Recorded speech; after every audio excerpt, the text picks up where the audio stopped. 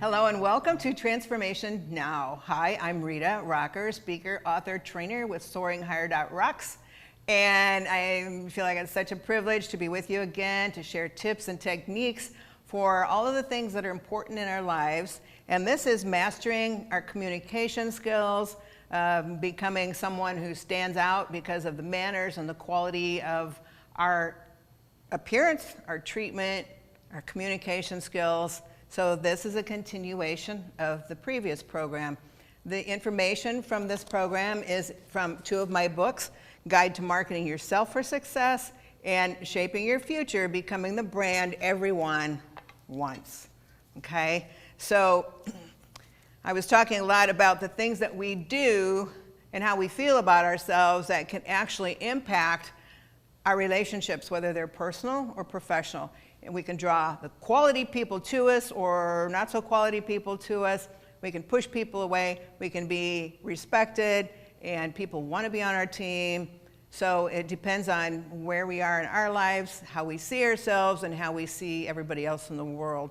And right now, our world could definitely use some help, okay? And so we want to think about that and how we can stand out in a crowd and go forward.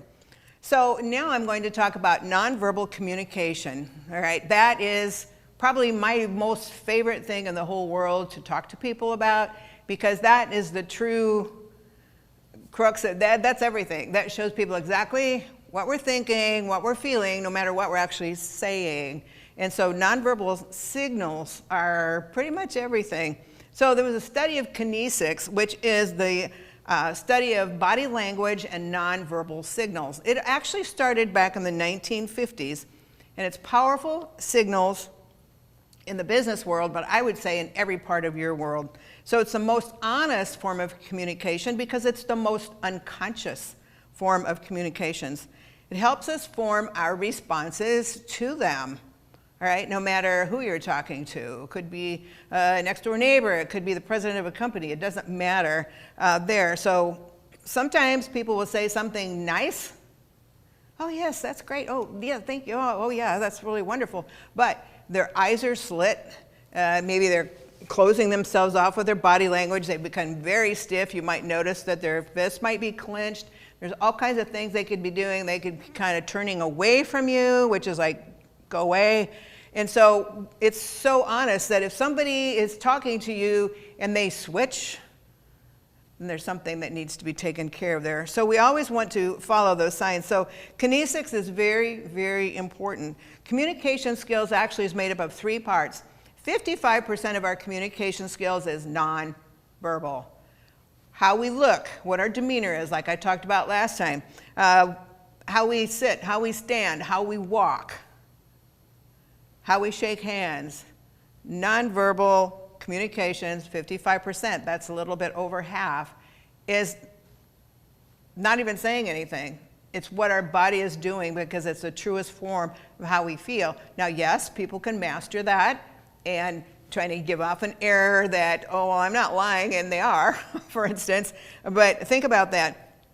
38% of our communication skills is our expression, our pitch, and our tone, the tone of our voice.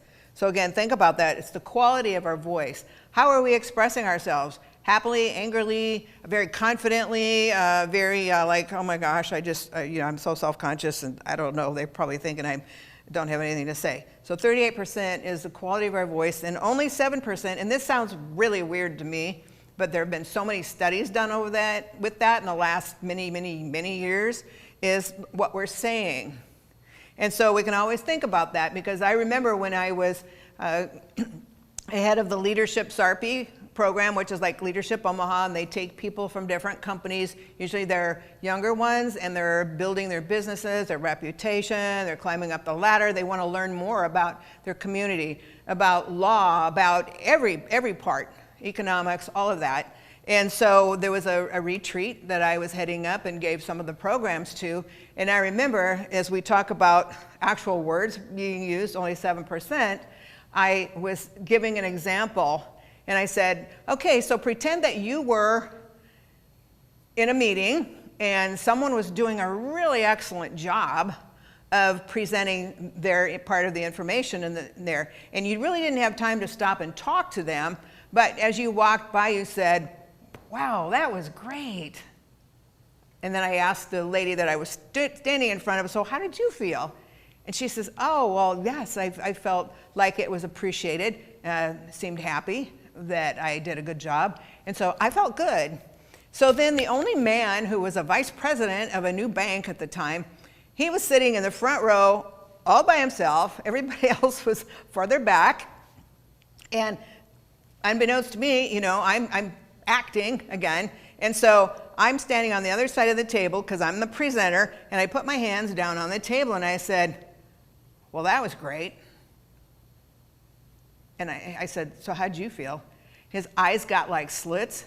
His body stiffened up. He got angry and he said, I'd tell you to get your hands off my table. And he meant it. He was truly angry at that. And so then I tried to sputter my way out of it, well, this is a good example of how we can cause people to feel a certain way by how we say something. I don't remember exactly what I said, but I was like, oh my gosh, those guys really took offense when I was just using it as an example. And so I thought, yes, so much of it is how we say something. Is it sincere? Is it sarcastic? Is it coming off mean? Is it coming off kind and understanding? So always listen to how you sound and what your body's doing in addition to the words that are coming out of your mouth, because they're all extremely important. What are the benefits of that? It increases sales. If we're trying to sell products and services, that will definitely increase our sales because they can tell by our manner, our demeanor, how we're communicating with them, how our body language is towards them, are the positive, strong, caring, intelligent ways to speak. We become more approachable, which is hugely critical, and more believable. Because maybe somebody approaches us, but then the way we talk, and then what our body signals are saying, they're like, I don't know if I believe this person because they're not acting like they're talking. And so think about that. Negative behaviors, negative words repel people and give them the impression that we're either not effective or maybe that we're not honest. So we want to think about those as well. Use consciously to read what other people are really saying. What is their response? Pay attention to any sudden changes in posture, expression, or other cues. Because if you're saying something and they go, yes, I agree, that's fine. But you can see, like I mentioned, they're getting stiff, they're getting frustrated. You can see something in there. You don't want to keep going on and say your next point. You need to stop and say, oh, you look a little bit concerned, or what is it you're thinking about? Do you have any thoughts for resolution that are then different than these? Give them the respect of stopping, listening to them, because they want to say something, usually, unless they're too afraid to or too angry or whatever. But we need to follow those cues, not just what's coming out of their mouth. Because a lot of times we can say something just to end a conversation. But has it been resolved? Has it caused problems? So go back and think, either explain it, or maybe sometimes you just have to change directions in what you were speaking. So always think about that as well. Different cultures and countries. Now our country is really quite a mixed bag. I'm getting overflowing, actually, but different countries and cultures, because there are things that a certain gesture could be positive, could be fine, like in America, but then in some other countries, if we extend a certain hand, and there's certain people that go, oh no, that's the hand you use for other things, and they get upset.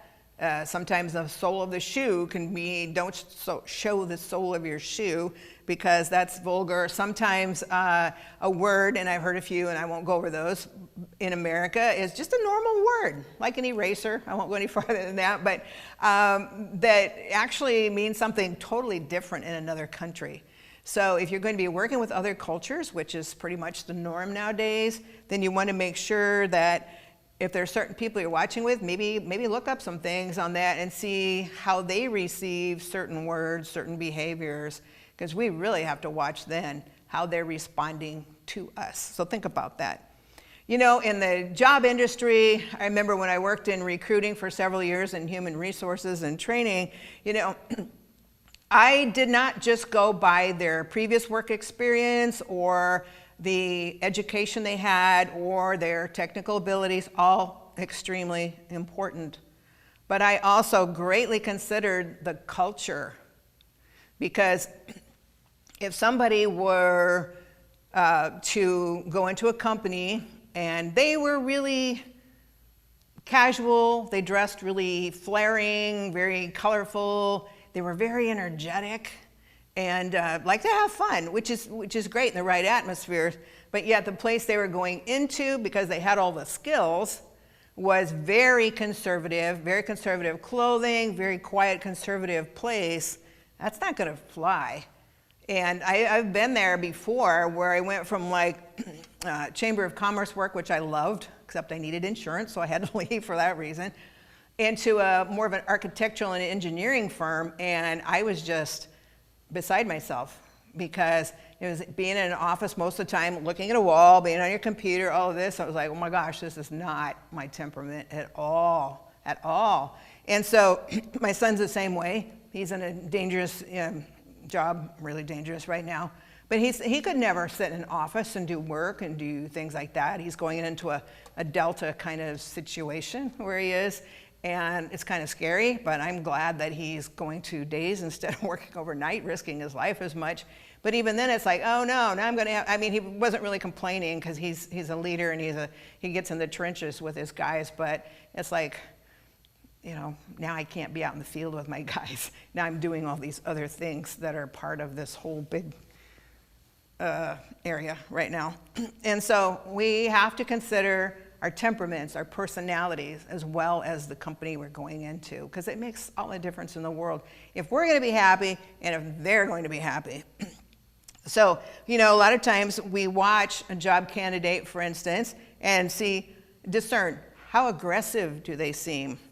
Do they come across as obnoxious or personable, shy or feel inferior? Because those will make a difference. Now, if they seem like they feel a little bit inferior, maybe they're quite an introvert, but yet they would be great sitting at a desk all day, doing contracts, doing data entry, doing something where they're in their own little world. Hey, that's fine. That's fine, because that's where someone like that personality belongs. But somebody who's very outgoing and more of an extrovert would go nuts. And so think about that too. You know, what kind of temperament do you have? So what kind of people do you need to be around? What kind of people do they need there as well?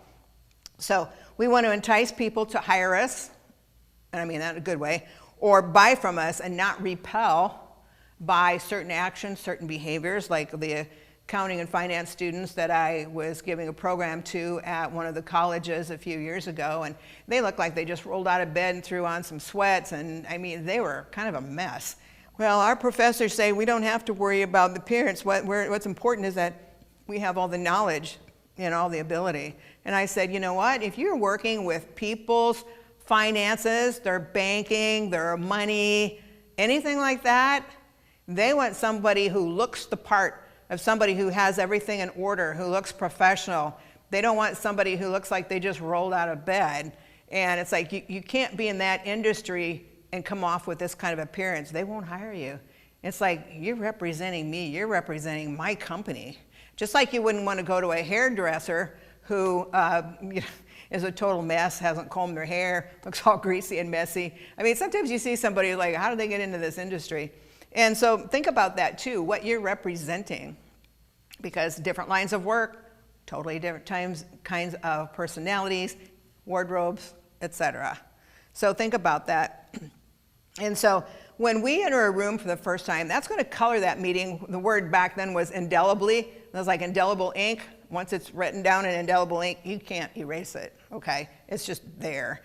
And so before a single word is spoken, because as you come in, are you energetic? Are you lively? Are you angry with a dark cloud above you? Are you pleasant, yet serious and professional?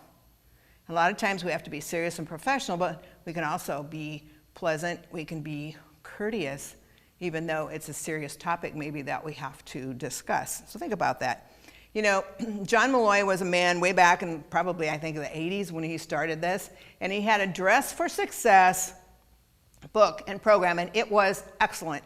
And really, those characteristics and appearance still apply to today, even though everything is a lot more relaxed. But it was strictly, what are the impressions people get about us strictly by how we walk, what our nonverbal signals are, and we don't say a word.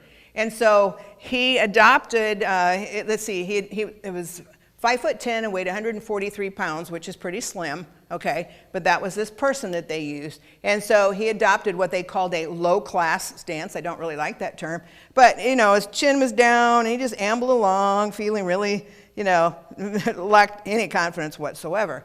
Researchers asked strangers what their opinion was of this man. Overall, they guessed him to be 5'9", sheepish, and ineffective. Now, how would you like to be considered sheepish and ineffective and you had not said a word? It was only by how he carried himself. He didn't have the eye contact. He didn't certainly have the posture to show confidence, and that's what people judged him. So then this 5'10", 143-pound man just took on this demeanor of chin, which is always be up and parallel to the floor, shoulders rolled back and dropped down. I have a whole program on this. And then he walked very confidently back and, not arrogant, but very confidently back and forth.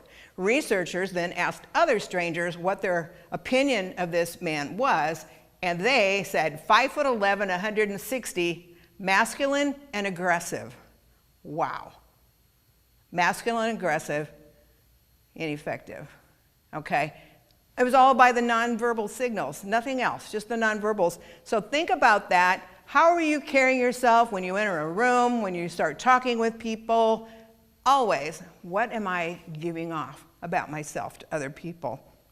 So always think about that. And you know, one of the things too is like crossed arms. Crossed arms can mean a lot of things. So we can't just look at that by itself, because a lot of times, you know, crossed arms could be defiant, angry. This is a partition right here. This is a barrier that says, no. You're not approaching me any further than this. Go away. I have a stance and I'm sticking to it. Okay, but it could be, if the room is cold, they're cold. And that can maybe be that too. So you have to look, is the person's head or their eyes going elsewhere? Or is their body going elsewhere? What else is happening? Do their feet look like they're ready to bound towards a door? So again, you can't just say, they have their arms crossed, or they're wimpy, or they're angry, because you have to watch everything else that's going on in their body at the same time. And that is so important. And you know, somebody could slam a door. Well, did it accidentally slam shut, or are they mad about something? So think about those things too. You know, we can't sell a problem or a product ourselves without following up on like verbal inquiries, especially if there's a sudden change. And so think about that too as you're watching people and what they're doing. It makes a big difference. Then there's interactive zones, interactive communication zones. And these are very important. A lot of times we don't think about that. Some people don't like to feel like their territory, their space is being invaded. Other people want you to come in and talk to them. Other times, like, go away, I don't know you, I don't trust you. I've had a lot of talks with young ladies about what oh boy, to do and not do if somebody's harassing them, if somebody's bothering them. I recently had a neighbor stalker, and so I had to get really tough with him. And so, you know, sometimes we just have to put on the big girl pants or the big man, you know, and stick up for ourselves too. So always think about the interaction zones. So the concept is that they're preferred zones for communication, all right? Commonly defined as the first one is public. Public space interaction zone is 7 feet or more. Like if you had, for the women, if you had your purse in the grocery cart, if somebody approaches closer than 7 feet, you should keep your arm through it anyway, but then it's like, okay.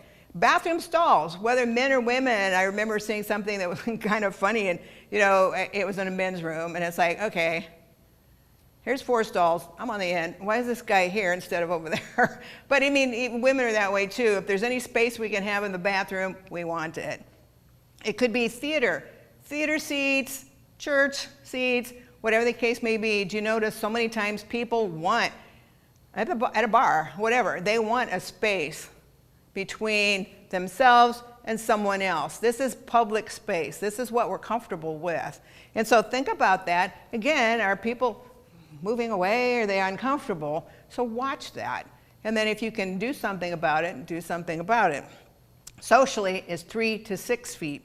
That means you're still part of a group that's communicating, okay? But you don't have to yell to be heard. You're part of the inner circle, all right? So that's very, very important as well. And that's your social 3 to 6 feet. Then there's personal. That's 1 to 2 feet. That's for private conversations. It's closer interaction. So again, you have to be very careful on how are the other people responding to you that are in that 1 to 2 feet. Are they moving back? Can they hear okay? I have a problem with hearing, so I get it. Are they trying to move closer? If other people are looking at you, what kind of facial expressions are they giving by how close you are to someone else? So personal is 1 to 2 feet. That's not for everybody. That's more personal conversation that needs to be carried on. And then there's intimate, which is 0 to 1 foot. That should only be in an intimate relationship. Nobody else is allowed in there. I mean, yeah, I know, especially women, some of us get really huggy, but it's not anything that's offensive. So even then, I've told women, if you've got a guy that, and I'll just use that as an expression, but it could be anybody, really wants to give you a bear hug, I said instead of going like this to hug them, put your elbows here. You have space here. You have space. And then you can kind of pat their shoulders, but you have distance here, and you're not letting them into that distance. And so it works. I've done it before where it's like, no, I don't want to get too huggy close to this person. So you put your arms out, and you can still kind of hug their shoulders, but it's like, there's a barrier here, not coming any closer. So think about that as well. Research indicates that group performance is enhanced usually by face-to-face distances of approximately 18 inches. Okay, so it's important to note that this may be too close, like I said, for some, and maybe not close enough for other individuals. Generally speaking, men tend to prefer greater distances in communication than women are comfortable with. And later on down the road, I'll have definitely some information on how men and women communicate with each other, what works, maybe what doesn't work so well. So again, watch their reactions to how close you are. Some people love the space, some don't care or don't want it, so it all depends. And then silent yet loud signals. Again, this is part of the kinesics. Okay, when people sit down, are they lean back? Men do this a lot too. Lean back, maybe their knees are out, their feet are out, and they're leaned back in their chair. It could be listening if they're, listening for something specific, but it's also kind of pulled away. So you don't want to seem like you're indifferent, you're not paying attention. If you see the person who's talking to you gets frustrated, you might want to watch that, because usually when we're leaning forward is when we're engaged in a conversation, or at least sitting straight up. Leaning back is fine for chit-chat, but not fine in a more serious conversation or in business. Crossing body parts, like I mentioned, be really careful when they're crossing things. How many things they're crossing? Are they crossing their feet at the ankles? Are they crossing their body over? What are they doing? Is it for or against the conversation? Handshake and a smile. Handshakes are very important, and they're universal, well, not universally, but in a lot of places accepted. And so it's very important when somebody takes your hand that you give them a firm handshake, okay? Because if we give a wimpy handshake, that either says, I don't have enough confidence in myself, or I don't care enough about you to give you my full handshake. Handshakes say a lot about a person, how they're engaged with communicating with the other person, and what they think about themselves. And some people, if they want to be in control, they're going to give the knuckle buster and break your hand just about to show, hey, I'm in control here, I'm strong. And there's a lot of difference between men and women too. Etiquette said that women usually extend their hand to a man first. But most importantly is that handshake, it's a greeting. All right, and so a lot of times, what they use the term the used car salesman, and I don't mean anything derogatory about that, but sometimes in certain sales positions, they've been taught, especially a man taking a woman's hand, to take the hand and go like this and shake it. And I've had that happen to me. And then I realized what was happening. And what they're trying to do is subconsciously, I have the upper hand. I'm in control. And a lot of times when they're just beginning a conversation, if the person isn't aware that they just turned their hand down like this to have control in the upper hand, you just switch it back up and say, hello, how are you doing? And I've had that experience. And I talked to a lady once when I was speaking to a group of business women, and one of the ladies who's, I remember her as being quite ornery and outgoing. She was a lot of fun. And she said, yeah, a guy did this to me. And so I turned my hand back up, and then then he put his other hand on top of her hand, and I said, so what did you do? And she said, I took my free hand, and I put my hand on top of that one. And I said, so what did he do then? And she said, he jerked his hand away from me, because he knew what he was doing, and she called his bluff. And so I'm not picking on men or women. Either side can do that. But just watch that. You have just as much control. You look them in the eye, and you say, well, it's very nice to meet you. Not, I'm happy to meet you, because if you say I first, that means, oh, the attention's on me. So instead of saying, I'm happy to meet you, just say, it's very nice to meet you. And shake hands, vertical, at least for 3 seconds. Lean a little bit forward. A lot of times that means you're engaged. And I also read where, if you can tell the color of their eyes without being weird about it, then you have really made a connection. So think about those things as well. Eye contact is very, very important, because it says so much about us. If we can't have eye contact, usually we're too self-conscious. We're maybe afraid. There are different things about being too self-conscious. So you want good eye contact, unless you're working with someone from another country who thinks that's disrespectful. And there are some in the east part of the world that women can't do that. So understand that, but still keep strong and keep steady.